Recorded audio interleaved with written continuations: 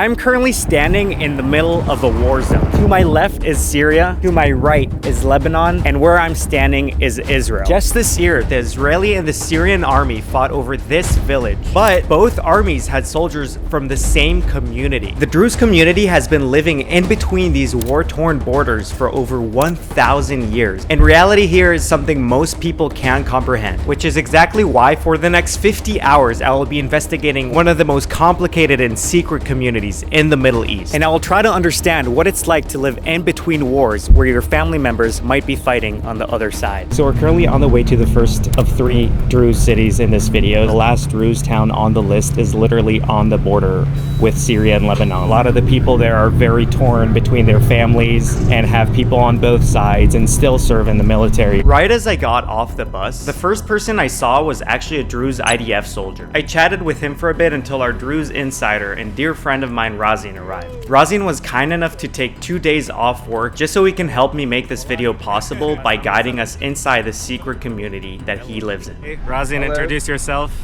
Hi. Hi. Very good introduction. I came in with no real plan, so Razin led the way and took us to our first stop, which had to be lunch. Before we even ordered anything, we were hit with plenty of delicious salads, hummus, and eventually the main dish. Well, I don't have to worry about stuff getting in my beard, just my mustache now, which is kind of a relief. I'm trying to pay for the meal because Razin is hosting me. They're not letting me pay. They're teaming up on me, and Razin's paying for this meal. The goat. Yeah. After lunch, it was time to investigate a bit more into the reality of living in the Middle East. The Druze people are known in Israel to be loyal to the land, and about 80% of all able men serve in the IDF. So our first stop actually is a memorial for all the fallen Druze soldiers that fought in the Israeli army, which is just, again, very fascinating conflict between fighting for your country, yet, you know, your cousins may be on the other side. Very quiet and peaceful place. We have fighter jets going over our head right now. Oh my God. I don't know if, can you see that? That's so loud, bro. That's so loud. I mean, we're gonna get closer and closer to the border, so we're gonna get more of that going over our head, I guess, but must be a military base nearby. That was loud. Razin's friend heard that his friend's in town and we're being invited to coffee. So we're gonna go have evening coffee, which is actually pretty good because I'm gonna fall asleep if we don't eat anything, so. We're in our first Druze household. I don't know what else to say about that. I just kind of want to look at my mustache at this point. What do you think about the mustache? You've seen better? It's perfect. That's perfect. Yes. There we go. It wasn't long until we were served fruit, snacks, and coffee when Razin shared something pretty out of the ordinary. Just as we're talking, Razin here is telling me that his grandfather who passed was reincarnated into a new body. 6 years ago, yeah. How many years ago? 45, 46 years. And now there's a person in, his soul is in another person's body. Yeah. He claims that he's my grandfather. Backtrack a bit. So Druze people believe in reincarnation, right? Yeah. How did this happen? How did you find this person who says he's your grandfather? Basically, he finds it. So he just one day wake up. Don't look. How does he prove that? He just told you stuff from your grandfather's life? Like what? I remember the names of all my uncles and aunts. Did you remember like specific stories about your life? Yep, yep. We're actually going to meet Razin's reincarnated grandfather very soon, but first, the previous minister of this town is going to come and hang out and have coffee with us just spontaneously because the family here told him I'm making a video. My name is Carmel Nasr al-Din. The Druze story is very nice story because we are a minority at the Middle East. We are not Islam and not Arab.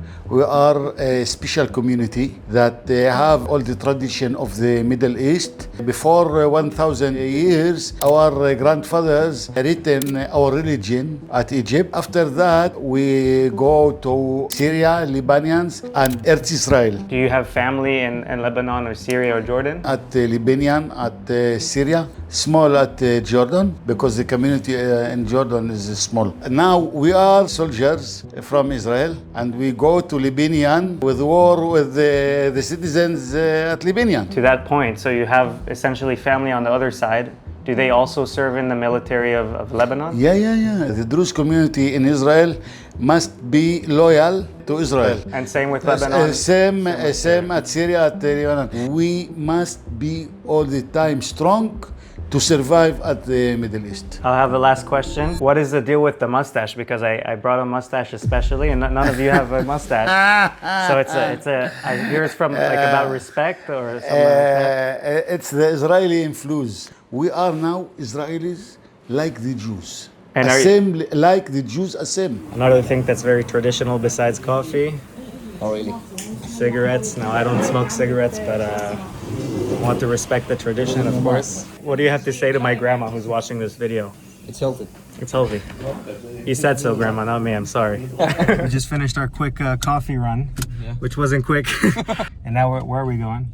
To the one person I know that is incarnated. We're going to see your grandpa? Yeah, I think so. Really? Let's see if he answers. Yalla, let's see the grandpa.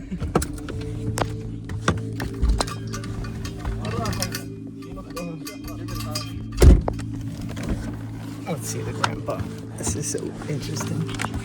Another cup of coffee. Yeah. I already had 3. We ended up talking with Razin's new grandfather for over 2 hours, while his family just did not stop giving us food and drinks. He told us that back when he was just 3 years old, he started talking about his past life and asked his parents to go find his original family and co-workers. Since he asked to stay off camera, we made our way to Razin's house for the night, where we would get to talk to Razin's mother to hear what it was like to grow up with a father that's essentially younger than her. We're here at Razin's house. Yeah. This is my bed for the day.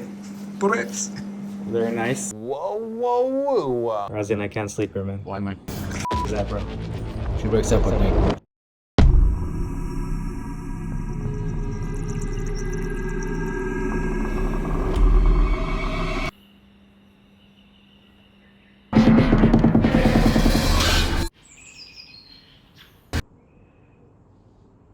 Day 2, 9 a.m. Already the first coffee of the day. We're gonna have a coffee counter because I'm interested to see how much caffeine I'm gonna consume today. I feel like it's gonna be like a billion gazillion. Just as we finished our first coffee, we've been offered more coffee, and Razin's mother is gonna make us a little snack for the road, and then we're gonna head to Majd al-Shams. She's making more coffee. רק ההתחלה. ואת זוכרת הפעם הראשונה שאמרו לך שיש בחור שהוא אבא שלך? כן, שמענו שהוא נכנס לאוטובוס עם אבא שלו, ואז הוא זכר את הנהג, כי אבא שלי היה נהג באגד. ואז אמר לאבא שלו, זה סלים, אני עבדתי איתו. ככה ההורים שלו גילו את זה. זה היה לך מוזר? היה מוזר מאוד, חזרתי עם הרגשה לא טובה גם. זה לא אבא שלי. וגם הוא כאילו היה בהלם, כאילו מתחילים להפציץ אותו בשאלות, ואתה זוכר אותי, ואתה זוכר זה, הוא ילד קטן. והוא ילד קטן, מה כאילו... היום בקשר איתו כאילו? כן, אנחנו מזמינים אותו לאירועים שלנו, לחתונות. וזה מרגיש כמו משפחה?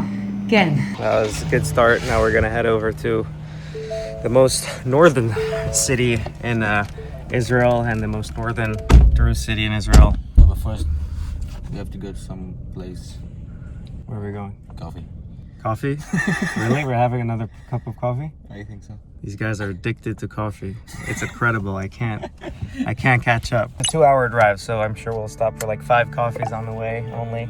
At last, we were on our way to Majd al-Shams. We were actually told by many people that Majd would be very different. People there don't necessarily serve in the army. Not all of them relate to Israeli culture and identity, and a lot of them observe religion in different ways. As we were getting closer and closer to the border, we saw a lot more military presence and less civilians. We passed by all kinds of special warning signs, military bases, and of course, some minefields. Right behind me, these are all minefields, so probably shouldn't walk over there. Besides having minefields everywhere, the airspace is also limited, so I actually wanted to bring my drone here, and I checked online and you can't fly your drones here. Basically, a lot of the times there's satellite interruptions as part of the conflict, and also a lot of the time they'll just take down the drones because, you know, there's obviously other drones flying around that are not civilian drones. As we arrived in Majd al-Shams, our first stop was the local market, where we would get to speak to the residents and hopefully get a feel of what it's actually like to live inside a war zone.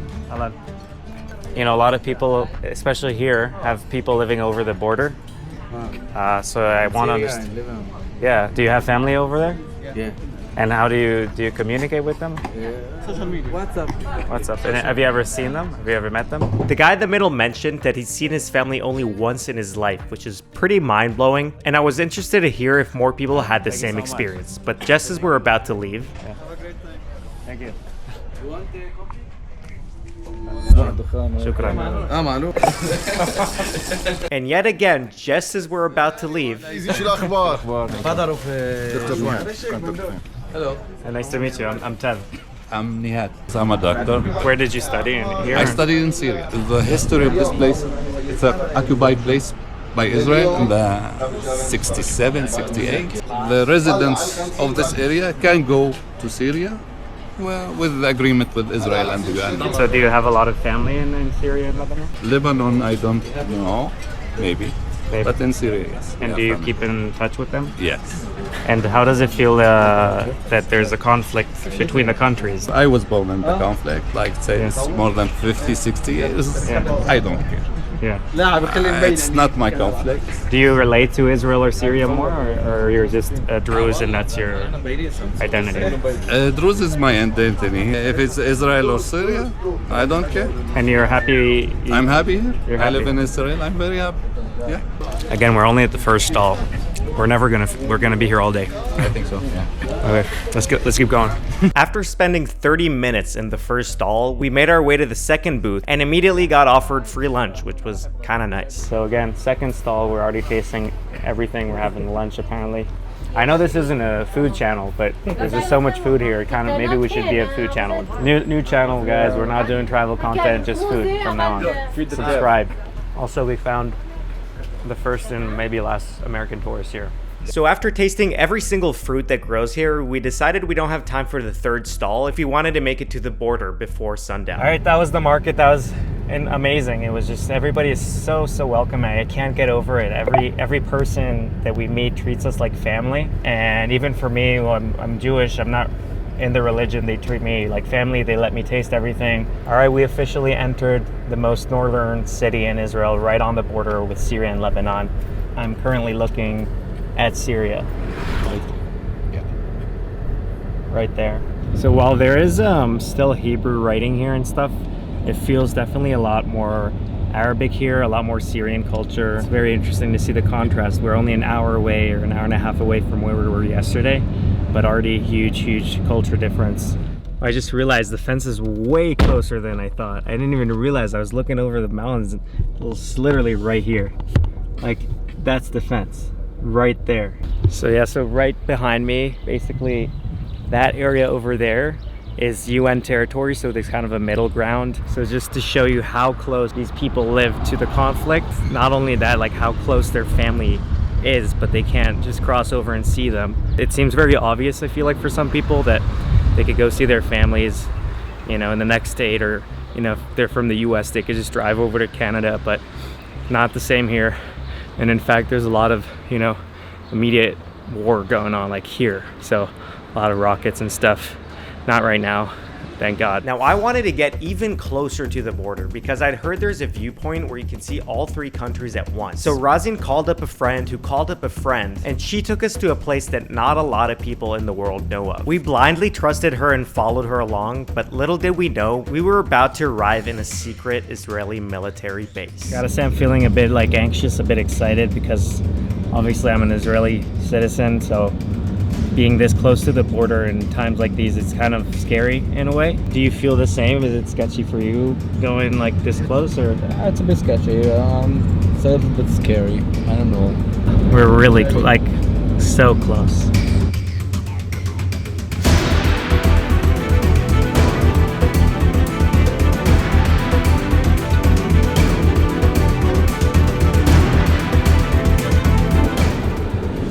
Alright, looks like we got to something. Oh, there's a soldier here. And it looks like he's checking us out.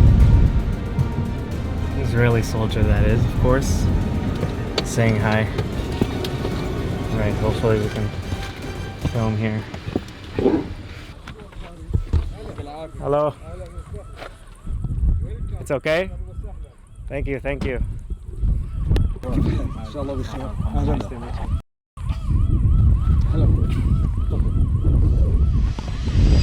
All right, guys, I'm currently on the border of Israel and Syria, literally right in front of me. As you can see, right there, that is the border with Syria. I think I found the most interesting person in the Middle East. Khadr, and that's Syria. Okay. עכשיו איתנו. הצבא שלנו שם. עד היום הצבא שלנו שם. Wow. הם אוהבים את ישראל? אוהבים ישראל, כן. So right there, past that is Syria, but now it's Israel. So that white building over there, that's the UN. So in that area is another Druze community there. So literally this land behind me is still being conquested to these days. A bit further down there is Lebanon. So I'm currently right in the middle of like a war zone. So the soldier that's posted here, he's a Druze person, and he was born in Syria, served in the Syrian army, and eventually moved to Israel because he was threatened to be executed in Syria because he had contacts in Israel, Druze people that he knew in Israel that he was communicating with. He's been serving in the Israeli army for 45 years. His children serve in the Israeli army, and he says he's incredibly happy here. And he said recently in the recent war, that tower there was basically conquested. So basically some Druze people that were working with Hezbollah, which is an Iranian proxy in the area, mostly in Lebanon, but also in Syria apparently. They came right to that tower and tried to essentially put bombs on his group, his people. Also, he did mention that he is the only person that was born in Syria and served in the Syrian army and that now serves in the Israeli forces. That was the most interesting person I think I've ever met. Yeah, me too actually. Yeah. Yeah. That is crazy, the amount of things that guy experienced in his I think it's lifetime. The Man of Steel, man. The Men of Steel. Yeah. I can't even imagine a government wanting to kill me and then just crossing over to the enemy essentially and serving in that army. It's just so complex. Razine and I felt extremely lucky to have met that officer and all the other people we met during these 2 days. The Druze people are 100% the best hosts on planet Earth. Just everywhere I went, I was treated like family. Huge shout out to Razine's family especially. They hosted me for a full 2 days without any hesitation and obviously made sure I had a perfect Druze experience. I don't think I could have asked for a better experience, and to wrap it all up, Razine took me to Nabi Shuaib in Tiberias, which is the most holy place for the Druze religion. We got there just in time for the sunset, and honestly I was pretty amazed by the relaxing feeling I got when we entered the tomb of one of their spiritual leaders. Even though I'm not Druze, I felt very connected to the people here. My wish is that this region can find peace soon. The division of the Druze families is only the tip of the iceberg of the pain that's been caused by all these wars. I hope that in my lifetime these Druze families will be reunited, and maybe one day even I could visit Syria and Lebanon.